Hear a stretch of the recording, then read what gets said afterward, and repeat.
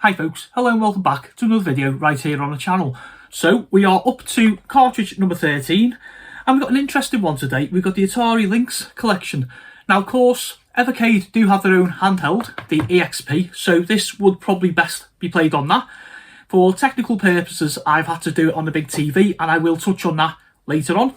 Okay, so a little bit out the way. So let's have a look at the Atari Lynx Collection 1. Okay, so as with all these, they come in like little clam case. Open the case up there, we have the cartridge and we have the instruction book, which is lovely as I always say. Okay, and the games we have on here in no particular order. Let's have a look. I believe we have 17 games on here. Okay, and they are Scrapyard Dog, Dracula the Undead, Jimmy Connor's Tennis, Awesome Golf, Crystal Mines 2, Basket Brawl, Super Squeak, Super Asteroid Stroke Missile Command, Gordo 106, Remnant Planet Wars, eShow The Way of the Stones, Cybervirus, Jumps, Mega Pack Volume 1, Malibu Bikini Volleyball, Loops and Power Factor. Okay, and we have the little pictures on the back there.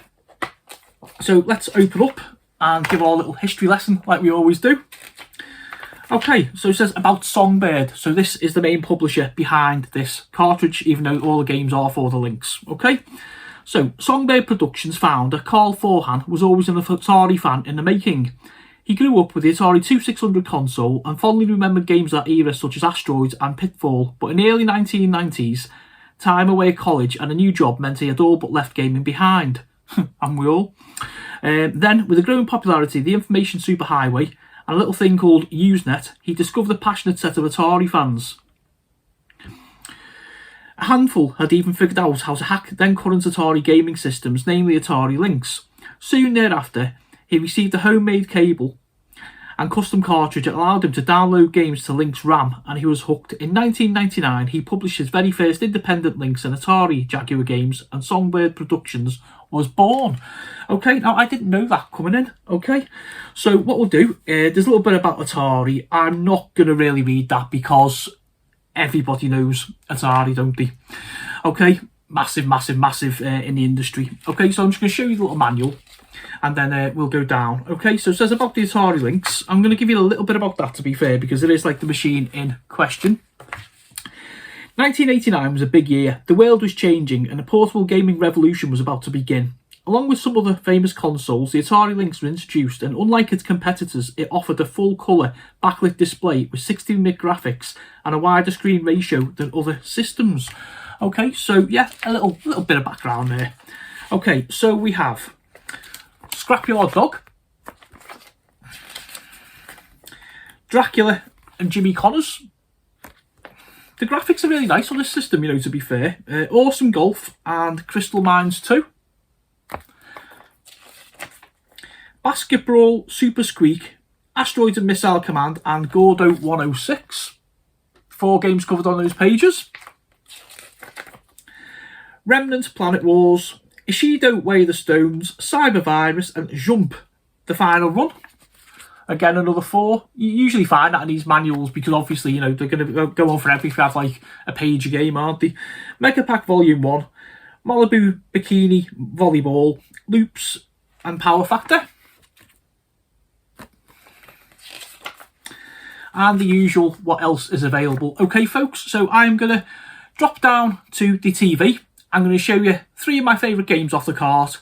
Then we'll come back and I'll give you my final thoughts. Okay guys, so the first game of this video is going to be Crystal Mines 2.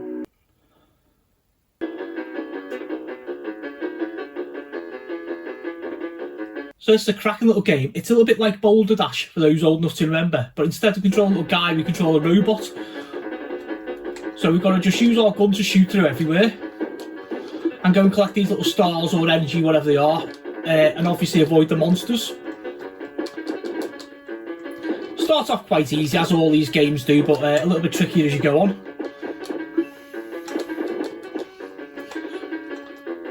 So any Boulder Dash fans out there, anybody played this one on the Lynx?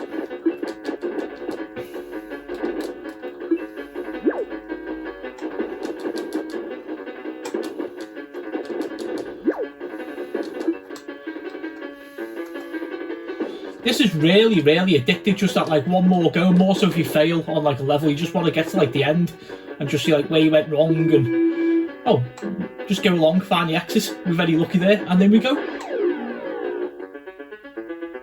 I nailed it in the first attempt. Our second game today is the puzzle game Loops.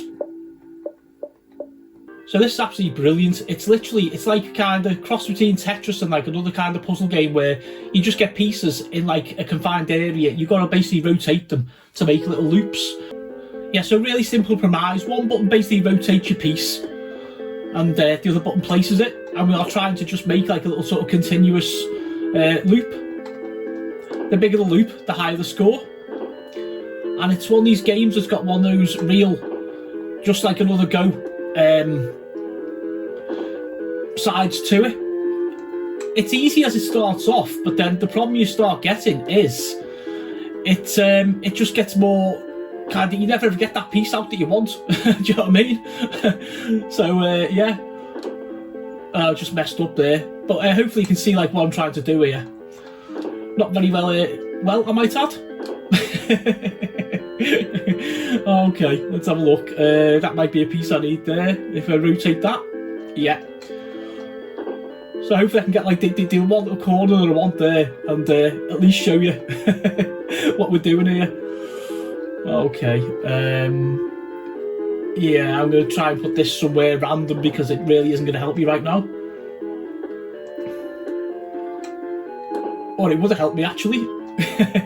But yeah, so you fill this area up and like, unless you basically start getting rid of the pieces, you're really going to be in trouble very, very quickly. Like I messed up over there as well. Yeah, everywhere I go I just basically mess up.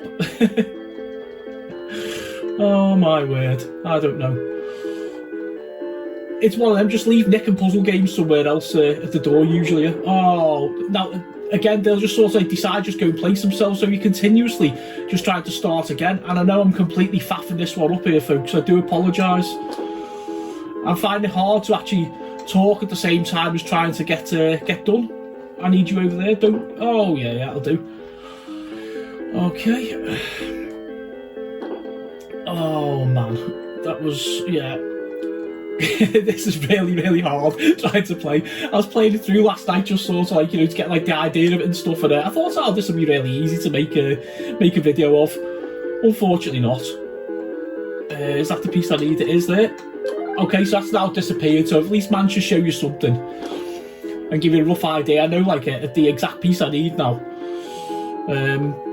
Stick that over there out the way. It's not going to really help me anywhere. Is that the piece I need? Yes, I believe it is. No, it's not. It's the next piece I want. I'm probably going to like regret these now totally.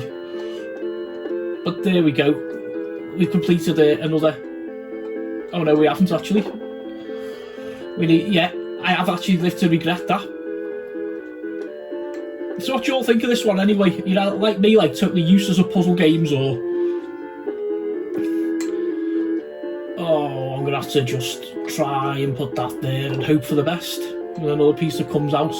You do get these like really like impossible pieces that come out sometimes. You're just like, where in the hell am I gonna put those? How am I gonna pull this one off? You know.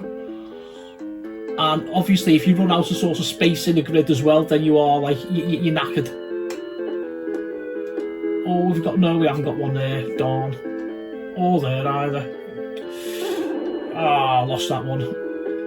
Yeah, so not the greatest player in the world here, guys. I'm like literally waiting for two pieces. Ironically, they are those same little two pieces. Everyone's probably screamed the screen, put it there, or something like that. But honestly, it's just when you actually there, it is harder than it looks.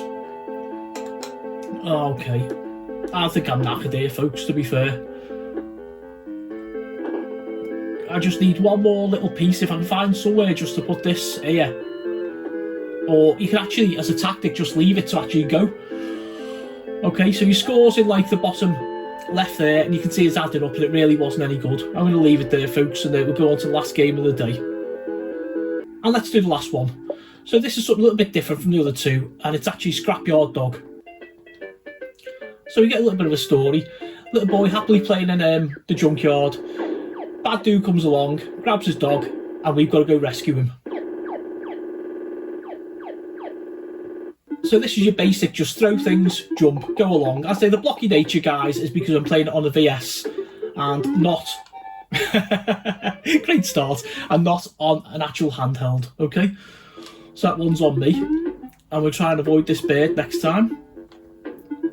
Okay, so we're not actually on a time, so you can actually kind of just take your time and learn the obstacles. Not too hard, this first level to start out, to be fair. It does get a whole lot trickier later on. This, for me, is probably the star of the cartridge.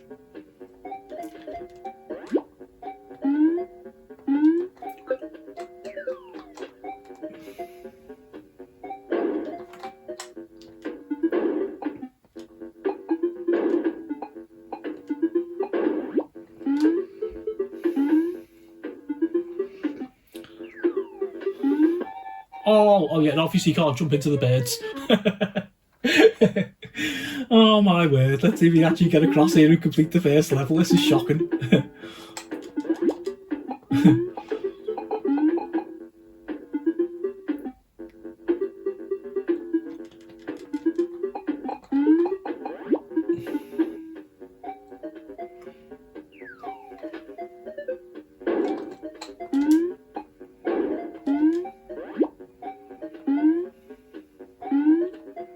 So anybody played this one? Anybody a fan?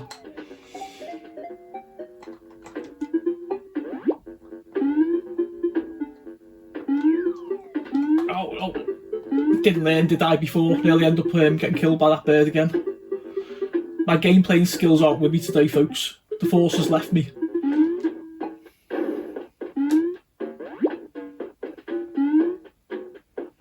There we go, there's the end of the first level. Let's leave it there and I'll go back up top and tell you what I think about the rest of the cartridge. Hi folks, welcome back up. So, I'm going to be honest, I think this is a really weak cartridge. I like handheld games, before I say this. But I do feel, like I said at the top of the episode, that this cartridge should only be played literally on the EXP or the original handheld system. The graphics are extremely blocky. I'm disappointed in some ways there's no kind of scaling or whatever if you're going to put it on a TV like most of us do, i.e. VS owners. Do you know what I'd say to you, in all honesty? I'd say, if you're a fan of the Atari Lynx, I'd buy it. I would buy it because, like I say, I have no affiliation with this machine. I'll be totally honest with you. I had a Nintendo Game Boy and Tetris and Super Mario World, so... I'm on the other side automatically, but I'm trying to stay professional here. So yeah, if you're a fan of the games on it, they're probably great. If you're a fan of the machine, great. If you're curious about the Lynx, these games and what it was like, I would recommend to actually borrow it as to purchase it. I feel it's a case of quantity over quality. The 3 games I did pick out were highly playable, and I would indeed come back to them. I feel like, you know, I don't like having a go at Atari products because I am like Mr. Atari. You know, I love the old 2600. I played the 7800, the 5200 and stuff. But yeah, for me, unless you're any of the above or you're a completionist and want the full set, this is the only way I could recommend this cartridge. I mean, by all means, you know, disagree with me. That's great. It's the retro community. We've all got our own opinions. And more importantly, leave them opinions down below. Am I wrong? Why am I wrong? Did you have an Atari Lynx? Do you have this set? We're going to be covering number 2 next time. Hopefully that'll be better. Yeah, just tell me what you think below, guys. Okay, I'm going to leave it there. Okay, I'm not even going to bother any of the YouTube stuff because you all come back or you don't. I hope you do. All right, so listen, keep it retro and I'll see you next time.